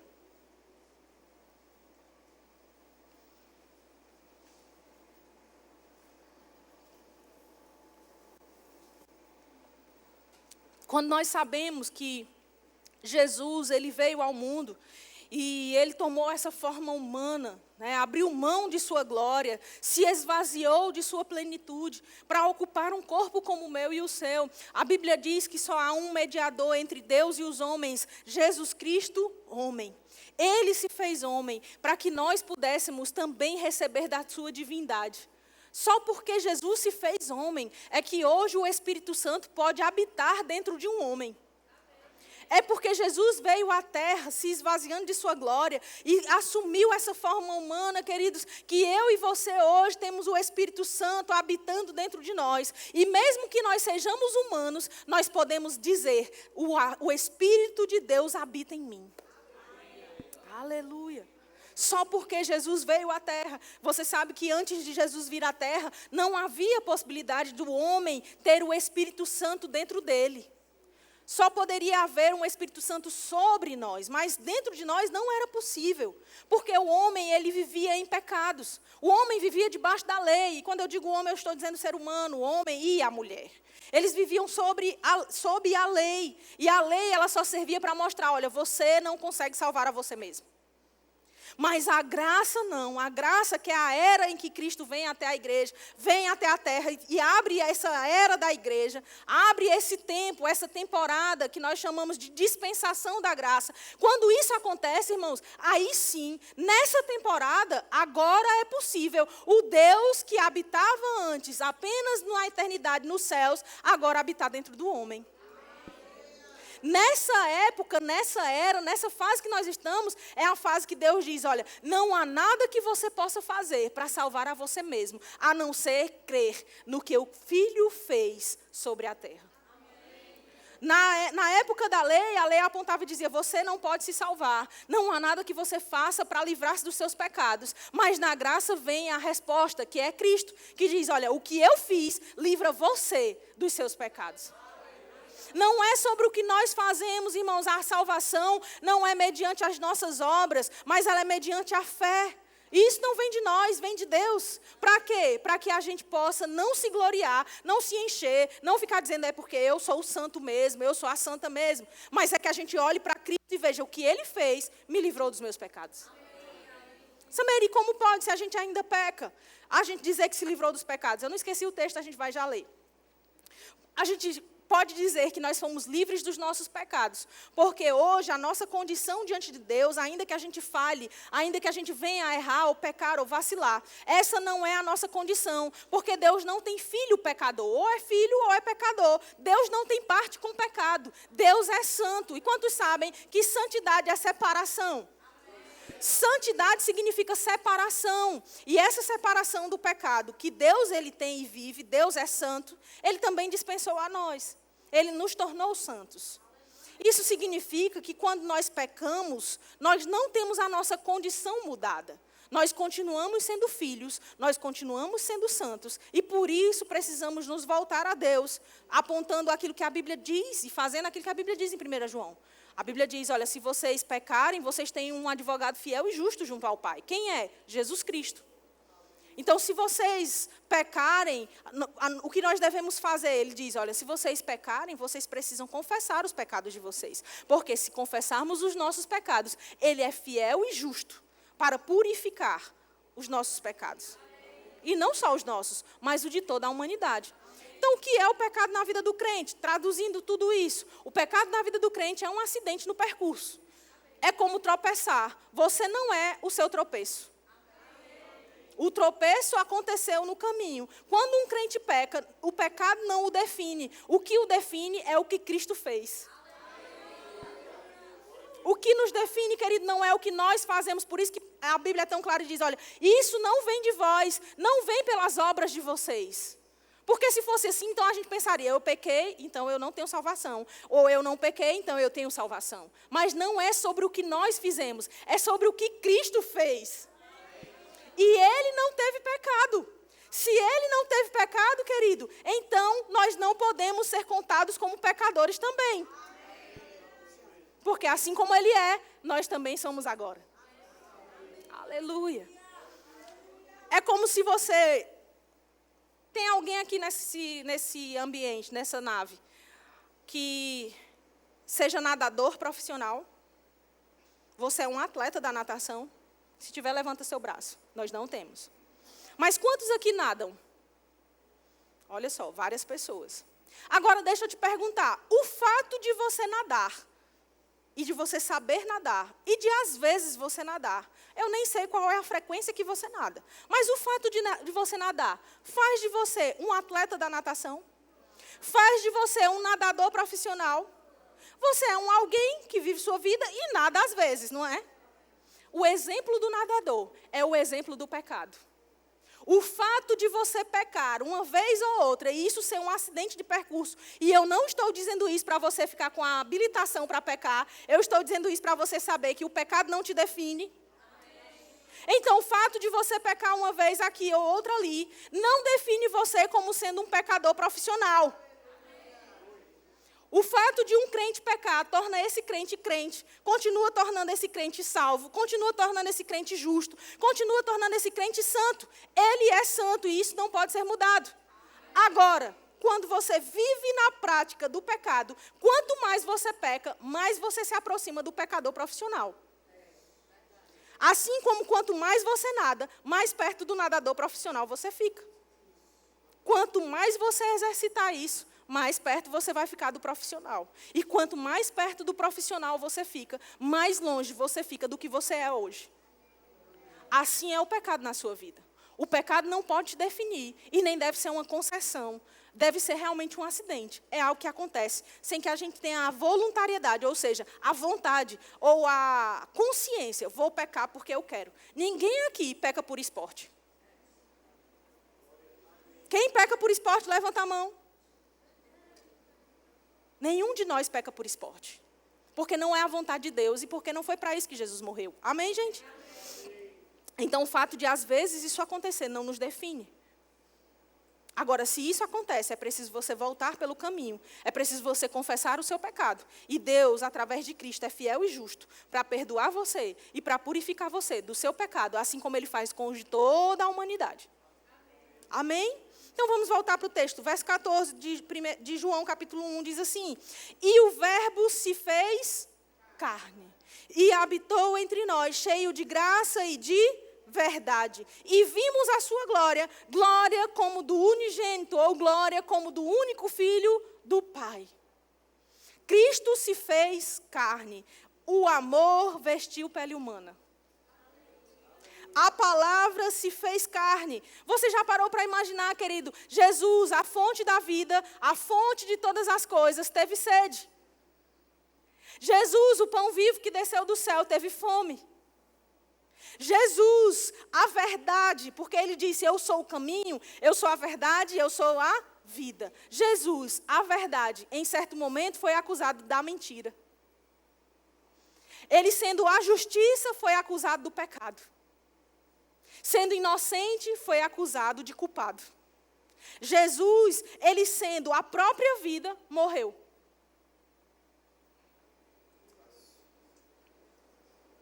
Tudo isso para quê? Por que tudo isso aconteceu? Por que Jesus, aquele que a Bíblia diz que Ele se referiu a Ele mesmo como sendo o caminho, se cansou, como um dia a Bíblia fala, que Jesus, estando cansado, chegou-se junto a um lugar. Por que o caminho cansou? Por que a verdade foi acusada? Por que o pão vivo teve fome? Por que o inocente foi acusado de pecado? Por que tudo isso aconteceu? Porque Jesus nasceu para que nós não precisássemos morrer. A vida que era o próprio Cristo morreu naquele lugar para que eu e você, querido, tivéssemos direito e acesso à vida eterna. O amor nasceu para que nós tivéssemos vida eterna. O amor morreu para que nós não morrêssemos. Samere, mas a gente morre, mas não mais a morte eterna. Dessa, a vida eterna que foi dada naquela cruz, ela viveu ali para que eu e você também pudéssemos viver hoje. Jesus não foi parado por aquela cruz. Jesus não foi parado por aquela morte. Jesus não foi parado por aqueles homens. Sabe, queridos, a Bíblia diz em João, no capítulo 3, no verso 16, que o próprio Deus, Ele amou a nós de uma forma tal, que deu o seu único filho. Para um quê? Para quê? Para que motivo? Para que todo mundo que cresce nele não morresse, mas tivesse vida eterna. Jesus não só nasceu, a mensagem do Natal é maravilhosa. Jesus nasceu, que coisa gloriosa. Mas o fato é, Jesus morreu para que nós pudéssemos crer nele e tivéssemos acesso à vida eterna. A vida que ele tinha na eternidade, que ele abriu mão quando veio à terra, como homem, se esvaziando da sua glória, veio para que nós pudéssemos ter vida. Para que nós não ficássemos mais limitados a esse corpo. Para que eu e você não fôssemos mais somente a roupa que a gente veste. Para que eu e você não fôssemos mais somente o que a gente consegue tocar. Para que eu e você não fôssemos mais o que a gente consegue colocar no bolso. Para que eu e você não fôssemos mais o que um negócio consegue levar a gente de um lado para o outro, chamado carro. Para que a gente não fosse definido mais pelo que a gente tem, pelo que a gente pode tocar, pelas coisas dessa vida. Nós não somos, queridos, definidos pelo que podemos ver. Nós somos definidos pelo que a eternidade é. E essa é invisível. Aleluia! Não atentando nós nas coisas visíveis, mas nas coisas invisíveis. Nós não vivemos mais pelo que vemos, nós vivemos agora pelo que cremos. Tudo isso, querido, aconteceu para tirar a gente daquele lugar de distância. Nós estávamos distantes do Deus eterno. Nós estávamos distantes de Jesus. Nós estávamos distantes do Espírito Santo. Mas porque Cristo veio, querido, nós pudemos nos aproximar dele. Aleluia! Para que a gente saísse daquela posição da multidão. O que é a multidão, Samério? A multidão, queridos, é aquela que quando Jesus entra em cima de um jumentinho, espalha ali os ramos, e a multidão diz, bendito é o que vem em nome do Senhor. Mas é essa mesma multidão que lá na frente a gente vê, em Marcos no capítulo 15, por exemplo, dizendo, crucifica-o. Sabe, a multidão, ela muda. A multidão uma hora honra o Senhor, e a multidão outra hora ela manda crucificá-lo. A multidão uma hora valoriza o Senhor, mas outra hora ela não está mais nem aí. E Cristo veio para nos tirar desse lugar de multidão e nos trazer para junto de si. Não foi à toa que Jesus nasceu e morreu nessa terra, querido. Jesus veio à terra para nos aproximar de Deus, para nos reconciliar com o Pai. Essa é a mensagem, querido, o ministério da reconciliação é isso, é que nós estávamos longe do Deus eterno, vivo, Deus Pai, mas Jesus veio e se colocou no meio, para que o nosso braço, que não conseguia alcançar o Senhor, pudesse ser alcançado pelo braço dele, que se estendeu à terra através de Cristo. Jesus é o braço de Deus se demonstrando ao homem na terra. Ele é a verdadeira razão. Sabe, isso é o que Jesus fez, essa é a justiça de Deus. Ele não só foi bendito pelas pessoas, depois foi pedido para ser crucificado, mas a Bíblia diz em Marcos, no capítulo 16, no verso 6, que ele ressuscitou. A Bíblia conta que havia ali mulheres aguardando receber ou ver o corpo de Jesus, mas o anjo chega e ele diz assim, olha, por que vocês estão procurando ele entre os mortos? Ele vive, ele ressuscitou. Aleluia, o seu Deus, querido, não está pregado numa cruz, ele não está preso naquele crucifixo que a gente tanto viu ao longo da nossa vida, aquela imagem de um Cristo ali cabisbaixo, abatido, sangrando, com uma coroa de espinhos na sua cabeça. Não é essa a imagem do nosso Deus, o nosso Deus não está naquela cruz. A cruz o fez maldito, mas a ressurreição o fez bendito entre todos os povos. Foi o corpo não pregado na cruz que nos deu a vida. Aleluia. Ah, meu Deus, se você soubesse. Marcos 16, no verso 6, diz isso.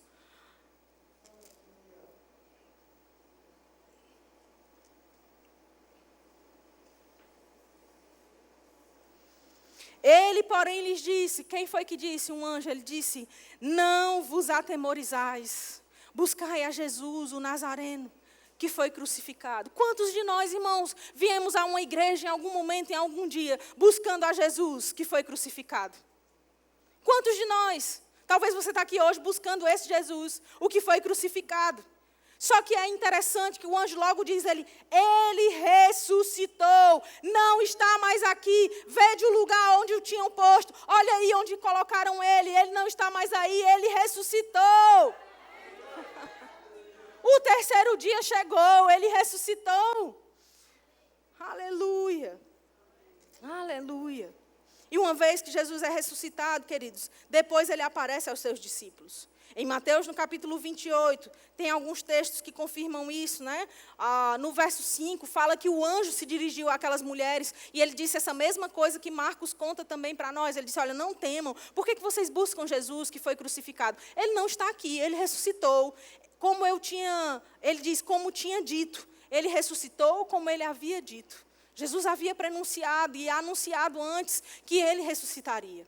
E agora isso está acontecendo e aquelas mulheres que andaram com ele, assim como seus discípulos, são surpreendidos, porque está acontecendo o que o mestre havia dito que ia acontecer. Ele havia nascido, ele havia andado entre os homens durante todo aquele tempo, ele havia feito sinais, maravilhas, milagres, mas agora aquele Jesus que havia morrido, havia ressuscitado.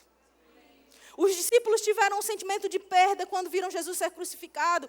Pedro, que tanto amava também ao próprio Jesus, negou a Jesus, com medo de acontecer a ele a mesma coisa. E agora eles estavam sofrendo a perda, o luto, por saber que o mestre havia sido morto.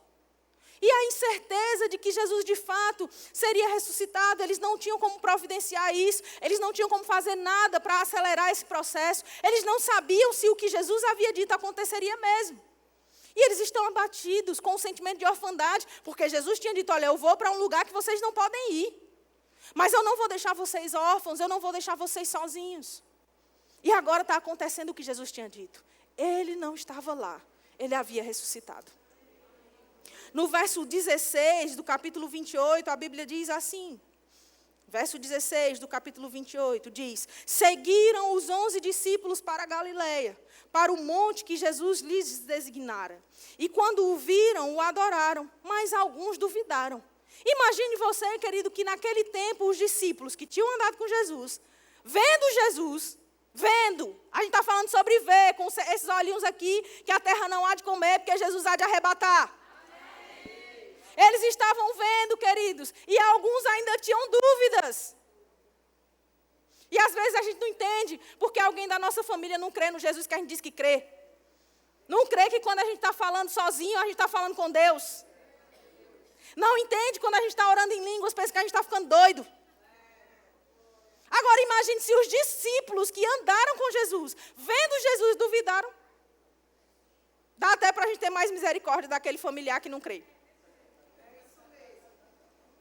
E a Bíblia diz assim, no verso 18, Jesus, aproximando-se, falou-lhes, dizendo, toda a autoridade me foi dada no céu e na terra. Ide, portanto, fazei discípulos de todas as nações, batizando-os em nome do Pai, e do Filho, e do Espírito Santo, ensinando-os a guardar todas as coisas que vos tenho ordenado. Agora, a parte mais maravilhosa que eu quero trazer para você é o que diz aqui no final do versículo. Ele diz, e eis que eu estou convosco, o Deus Emanuel. Eis que estou convosco. Quando? De vez em quando, no dia que você vem para a igreja, na hora que você está orando, no dia que você está lendo a Bíblia, no dia que você vai para o VC, no dia da reunião. Não, todos os dias eu estou convosco. Não é só no Natal, não é só no dia 24, não é só no dia 25, não é só no dia 26, não é só na noite da virada, mas é todos os dias, querido. Todos os dias Ele está conosco. Aleluia! Até a consumação dos séculos. Eu estou com vocês. Eu habito em vocês.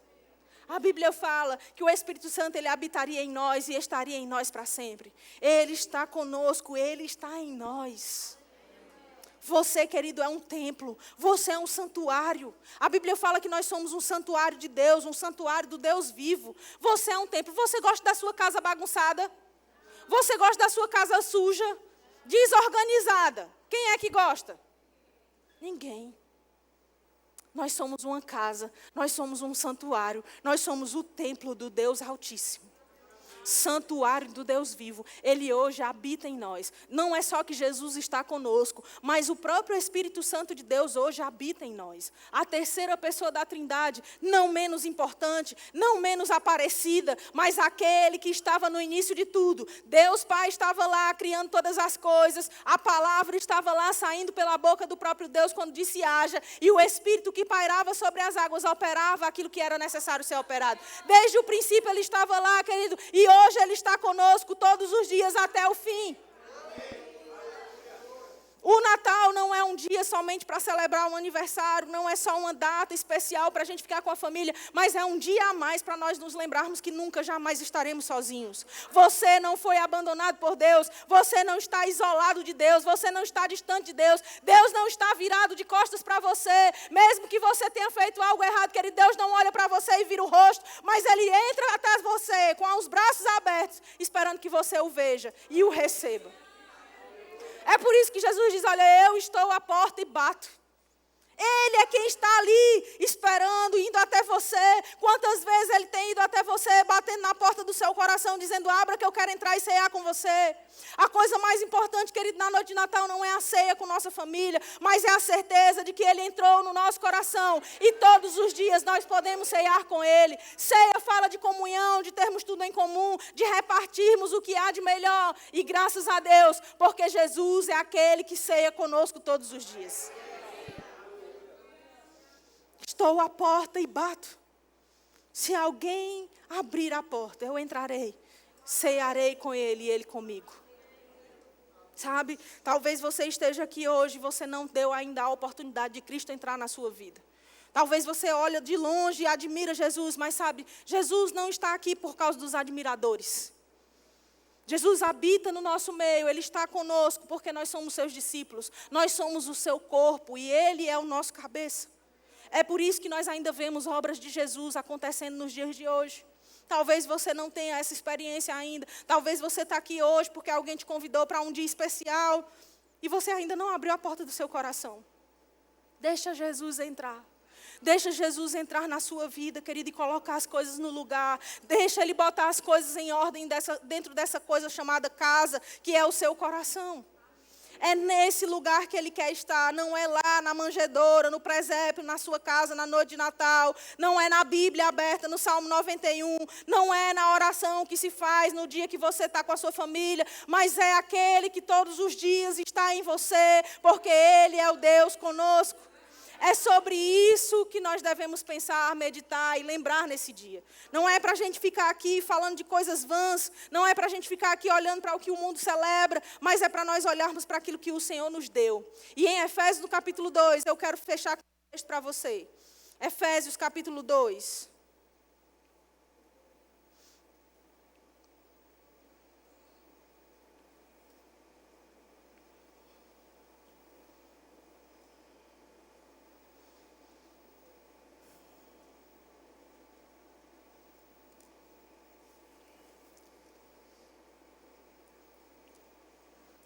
No verso 1.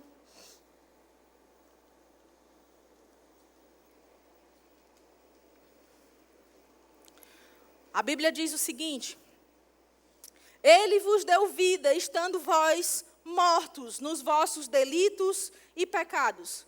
Agora olha para mim um instante, deixa eu te perguntar, quem aqui já morreu?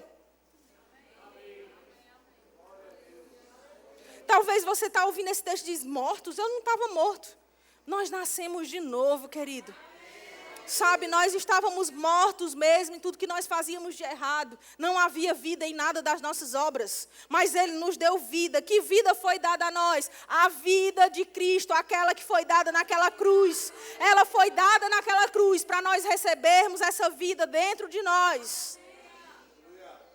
E Ele diz, nos vossos delitos e pecados, nos quais andastes outrora, segundo o curso deste mundo, segundo o príncipe da potestade do ar, do espírito que agora atua nos filhos da desobediência, entre os quais também outros, todos nós andamos outrora, segundo as inclinações da nossa carne, fazendo a vontade da carne, fazendo a vontade dos pensamentos, e éramos por natureza filhos da ira, como também todos os demais.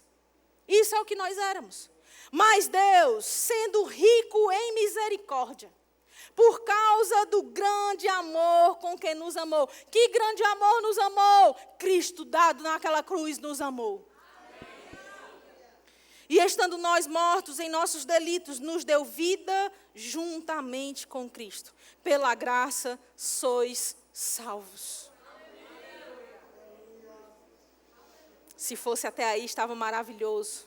E Ele diz, juntamente com Ele, nos ressuscitou e nos fez assentar nos lugares celestiais em Cristo Jesus, para mostrar nos séculos vindouros a suprema riqueza da sua graça, em bondade para conosco, em Cristo Jesus. Porque pela graça sois salvos, mediante a fé, e isto não vem de vós. Diga, não vem de mim. É dom de Deus, é dádiva, é presente. De fato, no Natal, querido, o presente quem recebeu fomos nós. É dom de Deus. É dom de Deus. Ele é o presente de Deus dado a nós. Esse é o Natal, querido. Isso é a verdade. Sabe, quando Jesus disse em João capítulo 14, no verso 6, eu sou o caminho, a verdade e a vida, nós não estamos falando sobre a mentira do Natal, nós não estamos falando sobre o Papai Noel, nós estamos falando mesmo sobre o Papai do céu. Ele é a verdade e todo o resto é a mentira. João capítulo 10 diz que o ladrão veio senão somente para matar, roubar e destruir, mas Ele veio para nos dar vida e vida em abundância. E o ladrão tem um caminho, sabe? Esse caminho que o homem tem dado como a coisa mais preeminente, a coisa mais importante do Natal. Esse caminho que o Papai Noel faz na chaminé. Esse é o caminho da mentira, porque não foi por lá que o Cristo veio. Ele veio na terra, não pela chaminé, mas pela porta ele bate e entra na nossa casa. Ele é a verdade sobre o Natal. Ele é a verdade, querido, e todo o resto é mentira. Não alimente a mentira na sua casa, não alimente a mentira na sua família. Fale a verdade para os seus filhos e mostre a eles aquele que de fato nos presenteia, não é Papai Noel. Ah, mas não há nada demais disso, é só uma coisa, é só uma fábula. Ei, essa é uma mentira diabólica. Tão mentirosa, queridos, que quando nós vamos ver no mundo todo, existem fábulas diferentes para roubar a mesma coisa. Na Noruega, por exemplo, é um mingau que é servido como oferenda para uma coisa chamada junice, uma criatura do folclore que é semelhante a um gnomo de jardim. No Natal isso é feito. Já nas famílias italianas, eles deixam vinho e comida para uma bruxa, que vem no Natal. Na Itália, nesse mesmo lugar, eles trazem uma meia cheia de doces ou de carvão para uma bruxa chamada La Befana. Essa bruxa, a depender do comportamento das crianças, se foi exemplar ou não, ela presenteia eles. Ao redor do mundo, por exemplo, os catalães, na Catalunha, eles enchem um tronco de madeira de doces, onde as crianças batem com varas para conseguir as guloseimas, com um personagem chamado Tió de Nadal. Tem lugares, queridos, que outros costumes são estabelecidos, mas todos eles para roubar a figura de Cristo, para roubar a figura que é realmente o centro do nosso Natal. Não há erro, não há pecado em a gente comemorar o Natal. Mas há um pecado enorme em nós deixarmos roubar o centro das nossas vidas por aqueles personagens que o mundo tenta impregnar. Não tenha medo, não seja tímido, mas seja ousado em mostrar a verdadeira essência do Natal para quem está perto de você. O verdadeiro sentido do Natal não é só nesse dia, não deixar a imagem do Deus vivo, que é o próprio Cristo encarnado, ser o centro da nossa festa. Não é só isso, mas é em todos os dias das nossas vidas nós revelarmos esse sentido que é verdadeiro do próprio Jesus. Na sua casa, no seu trabalho, você mostrar quem Jesus é, mostrar que Ele te deu vida, mostrar que Ele é quem te presenteia, mostrar que Ele é quem responde tuas orações, mostrar que Ele é quem dá cura e vida às pessoas, mostrar que Ele salvou o seu casamento, mostrar que Ele restaurou a sua família, mostrar que Ele foi aquele que restaurou os teus negócios. Essa é a razão e ela deve ser vivida todos os dias das nossas vidas. Que esse seja o seu Natal, mostrando que Jesus nasceu na sua vida uma vez por todas as outras e que ninguém se compara a Ele no que diz respeito a presentear e ser celebrado como Ele de fato é. Amém, querido? Fica de pé aí no seu lugar, por favor.